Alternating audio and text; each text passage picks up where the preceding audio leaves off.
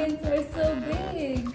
Hey, he pooped there too. Oh, we're gonna clean that up for our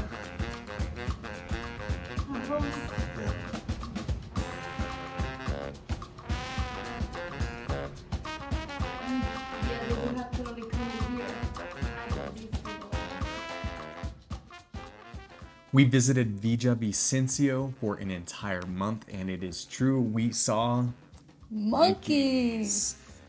We saw them like several times, like going, just basically crossing right through the forest area that we had stayed, because we were in an apartment that was facing like this creek foresty area where the monkeys live. And it was super cool. They jumped up on the balcony a couple times, and one time we were walking. We didn't get this on camera because we didn't have our phone on us, but we were walking and we were underneath like a nature trail, and we saw all of them crossing, and it was super cool. Flying from tree to tree, landing in the smoothest way in these tiny branches. These tiny little branches that you wouldn't even think would hold their weight, and it was super cool. We decided to visit Villa Vicencio for two main reasons. The first one, we wanted to escape the cold, rainy Bogota. We wanted a little bit of warmth and sunny days. The second reason is because we were really curious to know what Villa Vicencio was like. We follow a lot of expat groups on Facebook, and we just don't really see anybody posting anything about Villa Vicencio. And I'm just like so curious, because I'm like, it's like a mid-sized city for Colombia. It's the gateway to the Llanos region, and I was just really curious to know, what is this part of Colombia actually like? And I had been when I was a teenager, but when you're a teenager, you're just oblivious to things, and yeah, you don't pay attention. Your perspective is as big. I think most people would argue. Yes. And we were pleasantly surprised by a couple things. First, we were pleasantly surprised by how calm the city felt. Like, I would say the overall uniqueness was that, or is that, it's like empty but calm. And that's in comparison with other places across Colombia. Like, you didn't have that crazy rush of people that you sometimes constantly get in even obviously the large cities, but even small towns in some places. Like, Villa Vicencio was just way more relaxed and calm, and I really enjoyed it for that reason. Another reason why we were pleasantly surprised was the food. We went to Villa Vicencio with like no expectations about food, but we came across some really good restaurants with great flavor, great portion size for the food, and great ambience. So we were super happy with that as well. And we were also pleasantly surprised because there are so many accessible hikes around Villa Vicencio. Although it's not easy to find the information. As is most things across Colombia, finding accurate, detailed information, you have to like really ask a lot of questions. But I'm sure for anybody who's an expat watching this, it knows, yeah, you kind of have to dig and keep asking questions that you're like, okay, where does it start? Where does it end? How long does it take? Okay, do you have more details? Do you have a map? Do you have... Anyways, that's always a consistent struggle. But yeah, I think... Great surprises. Yeah, great surprises. Tasty food, very calm environment, lots of hikes. And if you watch our channel, you know that we love hiking. That's like one of our top activities that we always seek anywhere we go. Speaking about hiking and activities, Vereda del Carmen was one of the senderos, or really more of a road that goes nearly almost 2,000 feet up into elevation. And I kind of thought of it as like the Monserrate Trail of Villa Vicencio, and people go there every single day to exercise, whether they're walking or they're running or they're bicycling, and it was just really cool experience. We did it like 5 or 6 times. I lost count. We're starting to lose count. And they have a lot of little like shops to stop by. You can get a smoothie if you want to. There was this really cool place called Dale Pedal. And they also have a mirador. So if you go inside like their store, you can buy the smoothie and then go down to their mirador. That is super great. Like, you get a great view of the city. And it's also a really cool place. I liked going there because they are like an eco store that works with the local artisans and craftsmen of the area, and they are selling their products. They sell like eco-friendly makeup, and it was just like a good vibes place to be. Yeah, yeah. And the way that you blended your drink, smoothie. your smoothie was you got on a bicycle and you actually pedaled your smoothie, which was really fun. So every time we went to the Vereda del Carmen, we were like, we're gonna stop at Dale Pedal and pedal ourselves a smoothie on the way down, because it was like it's gonna taste better after having gone all the way up and then all the way down. And the staff is super helpful. They will provide so much information about other hikes and other activities that you can do in the area. I wish the first time we had gone that we had started engaging in deeper conversation with them about that, because they started telling us, well, there's this one and that one and this one. And I was like, gosh, man, we're going to have to come back to Villa Vicencia. Yes. It's like we're only here for a month.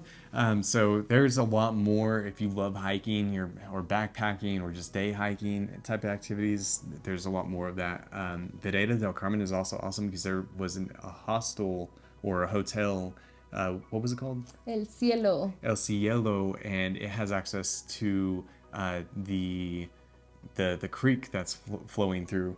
And it was just pretty, and they have a pool right there. We went in there and sat there for about 10 minutes. They just let us go sit down casually, so it's very like open, and it was just really pretty. And I was like, this is very peaceful type of environments, very tropical but not super hot, like, and we'll talk about climate here in a bit, but really enjoyed Vereda del Carmen. It's a must. And it's not hard to get to. It's only like a 10-minute drive, 10-15-minute drive, and then you get there and it's a street and you start walking and there's already people out, and it was very safe. So I highly recommend, if you go by Villa Vicencia, to at least do Vereda del Carmen once. The second hike that we did was Vereda. No, I can't say Vereda. What? Vereda? Vereda. How am I teaching you about Spanish? You confused me. Vereda Buenos Aires. And it's just another kind of road that goes through the Vereda that takes you to a mirador. It feels a little bit different than El Carmen, though. Less people. There is less people, but it's not completely paved. It's not completely paved like Vereda del Carmen. It actually started to turn into more of like a gravelly type of road, gravel dirt road. And then the open lookout area was really big and nice. Yeah, it was pretty large. There was a couple of rocks that you can take pretty cool pictures. Pretend that you are the Lion King. Yeah, I did that a couple times. I was like, I need a little Simba or a baby. Let's get a Simba. Moving on from hiking, we went to Parque Los Carros, Johnny's favorite type of place. Yeah, I like animals. I mean, it was basically a zoo, right? It's basically a zoo, but it's a little bit different because they kind of like take animals that are endangered or that were taken for traffic, and they kind of like try to help them out to be put back into nature. Yeah, it was cool. I mean, it was great. It was a really pretty park. It was prettier than I expected. There were a lot more animals than I expected. We saw that hog-looking thing. I don't know what the thing is called. We saw a huge... The capybara. Thank you, the capybara. Whatever the hog-looking thing. They had a little cage, not little, a huge cage with anacondas in it. So that was super cool. Anacondas. Anacondas. I say anacondas. I don't know why I say that. I just say anacondas. They also had a bunch of monkeys, so we saw more monkeys, different types of monkeys than the monkeys we were seeing already naturally in the forest where our Airbnb was. We saw... My favorite, the Indian bear. Yes, we saw a bear. They had a bear. They had plenty of cats, different cats. It's a very pretty place to go and walk and see some animals. Yeah, it's very family oriented. I mean, I would totally do it again anytime I go back to Villa Vicencia. I totally 100% recommend. The fish were even amazing to look at. The river fish, lots of different colors, different sizes. I was very impressed by this park overall. As far as other activities, there are a lot more things to do that are on like the, perimeter of Villavicencio or more outside Villavicencio, such as like the canyon. Yeah, there is a canyon that is known as the Thailand of Colombia, and it's super, super beautiful. It depends on when you go though. So like you cannot go in rainy season because the water is gonna be like dirty. It's gonna be too heavy. Yes. Yeah, basically. And there is a ton of other activities like bird watching. You can go herping, which is looking for reptiles. You can do night hikes. You can go see the giant mammals, which are like the animals of the area, and that's pretty cool too. I think you can go see crocodiles too. You can go see crocodiles. You can ride horses. We almost did that. There was a lot of other things, but again, we were only there for a month and we were really interested in hiking, but we were just kind of like scoping these things out. If you want to do rafting, you can do rafting, but we kind of had a situation accidentally a year ago and we're kind of scared of rafting. We're kind of like taking a break. Yeah, we're having some PTSD about it. So, but yeah. But there is this really great company we found, Orinoquia Experience, that has tons of tours. They would offer private transportation as well. They would kind of like set your tour according to your needs. And they have English guides for some of the tours. So you can contact them and inquire about anything that you want to go see. But yeah, in short, like Villavicencio in terms of activities, like I wouldn't say inside the city there's much to do. It's just like it's a really tiny, mid-sized city. I can't say that there's anything special about it, but outside on the outskirts of it, there's like all these like different, like more outdoorsy type of activities that you can do that I think makes Villavicencio very unique compared to other parts of Colombia. Let's talk about food and restaurants. If you guys have been watching our channel, you know we're not very big on Colombian food. We just think it's... Lo siento, Colombia. Pero no lo siento. But in Villavicencio, we stumbled upon 4 great restaurants that were like, they just hit the spot. And they had really great flavors. So our number 1 was Cayo, which was a... Okio. Wait, no, Cayo. It's Kyo. In Spanish, Kyo. Oh, okay. Delicious food. Very, very good Asian cuisine. The sushi, they had ceviche, they had this tomato. We didn't film this one, but they had this tomato based. But it was like coconut. It was red, but it wasn't tomato. It was like coconut spicy thing with fish. It was so and complemented with this something that was sweet, and it was like the pairing was just like perfect. Oh, and, coconut rice. Oh yeah, that's what it was. Yeah, and it was delicious. The second one that I think we really liked was Santa Clara. And this is each one of these restaurants we just stumbled on. We were like, let's go there. It looks cute. And Santa Clara was more Colombian food, but it was made really well. We had some delicious ribs that they would just come out of a bone. Yeah, they were just like coming right off the bone.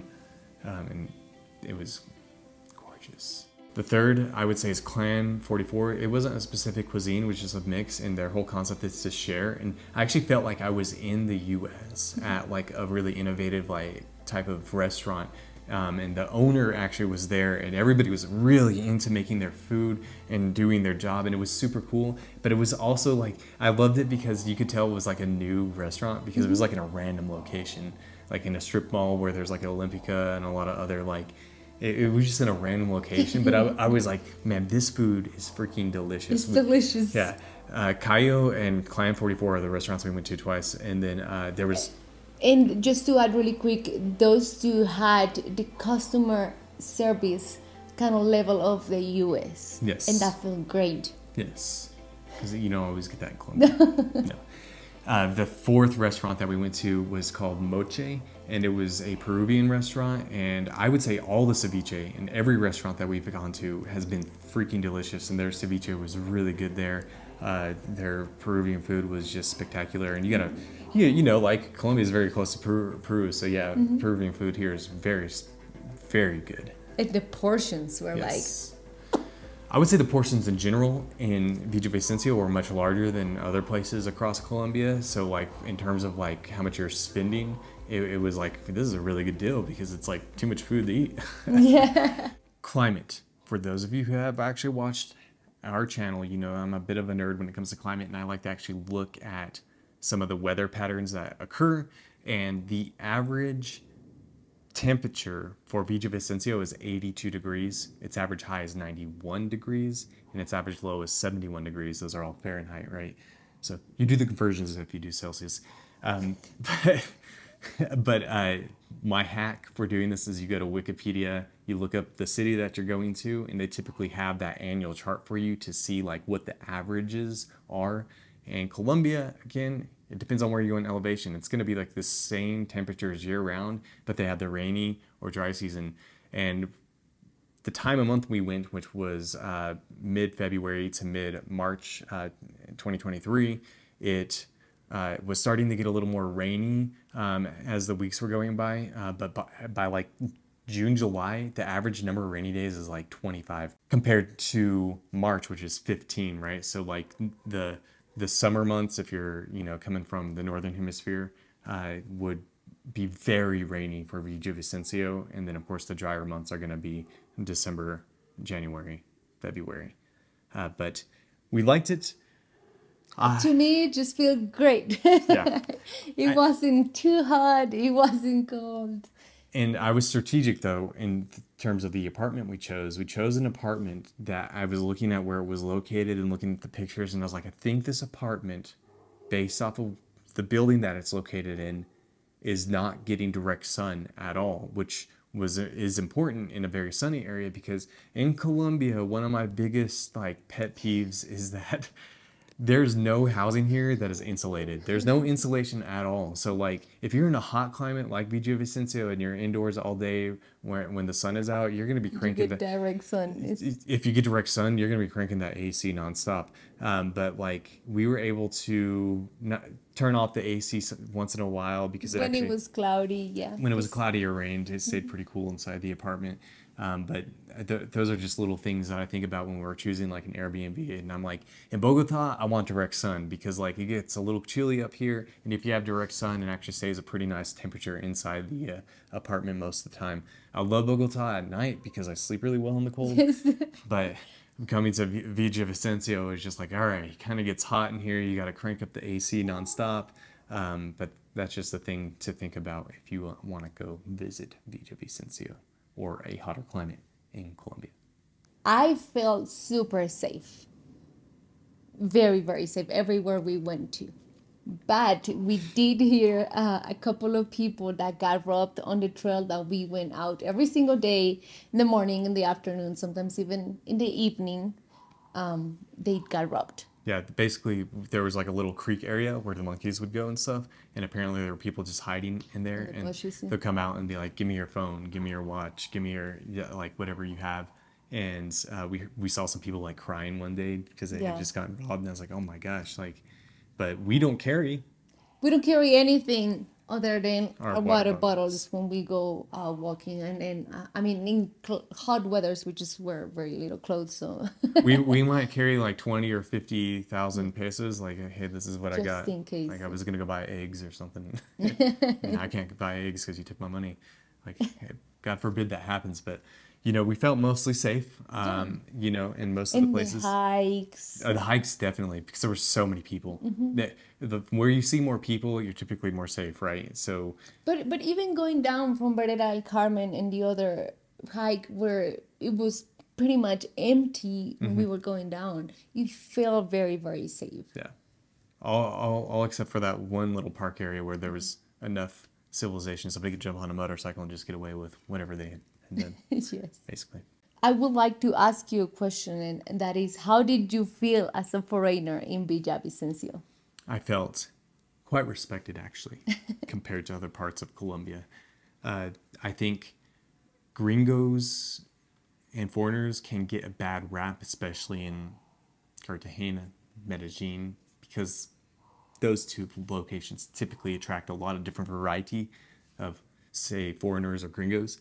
And in Villavicencio, there's not very many. So several taxi cab drivers were just excited to be like, hey, I want to speak my English with you. Like, you speak English, right? And they know English. Yeah. Yes. And then on the trail on Vereda del Carmen, like people would just be like, oh my gosh, like they would just stare at me and then they would start to engage in conversation. So it was a little refreshing. I don't always like that much of attention when I'm out and about doing whatever I want to do, even though we're doing these YouTube videos. But I felt like they were more respectful and interested. Like, why did you come here? Because it just is not a touristy area for foreigners. They were just really excited to see you. Like, we met that one family of like 15 people and they just wanted to talk to you, take pictures with you. There were some kids, yes, they were taking pictures with us. And they were like, oh my gosh, there's a gringo, let's take pictures. And then going up another time to where that Carmen, there was a group of teenagers. And when they saw you, they were like, hell no, I'm not gonna like let the gringo beat me. And we beat them. And we beat them bad. But it was also fun because like they wanted to like know more about like your culture, and it was refreshing. Yes. Yes. They weren't trying to sell me like candy or something. No, and no one Or was braids. trying to take advantage of like you or in any way. Like taxi drivers were always super fair. Restaurants, everywhere we went to, no one tried to take advantage of you, and I really, really, really liked that. Felt a little more honest Oh yes, compared to what you sometimes experience in other places. in like the super touristy places. Yes.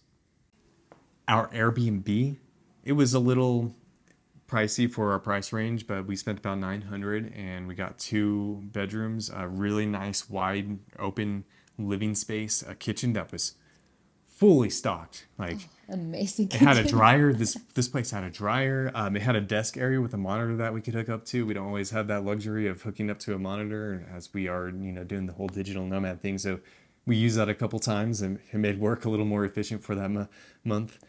You can tell that the owner had lived outside of Colombia because there were too many luxuries. That just made this stay so much more comfortable. It was a great Airbnb. I'll put the link to it here below. It's totally booked, and the host was an amazing host. So he answered all our crazy questions. He speaks English, so And he speaks English too, so that that helps. makes it easier. Yeah. Negatives. I would say it's a little hot. It can get hot. Yes, it can get hot, and as I said earlier, there's no insulation here in Colombia, nearly anywhere. Never have I seen insulation anywhere. So it's like, it can get hot in the daytime in Villavicencio. So if you get an Airbnb, make sure it has AC. Yeah. We saw one that said, oh, the AC is broken. Yeah, that's a no-go. Yes. Other things, the city itself is not, I would say, impressive. There's nothing that you would want to go see in the city. The malls are like really big, but that's like They're every modern, mall in yeah. Colombia. Those are modern, so if you just want to go walk around a mall, which we did a couple times, just more in the evenings because we don't want to walk around at night, and we just went to the mall for either food or groceries or whatever, and we took a extra walk around the mall just to, walk.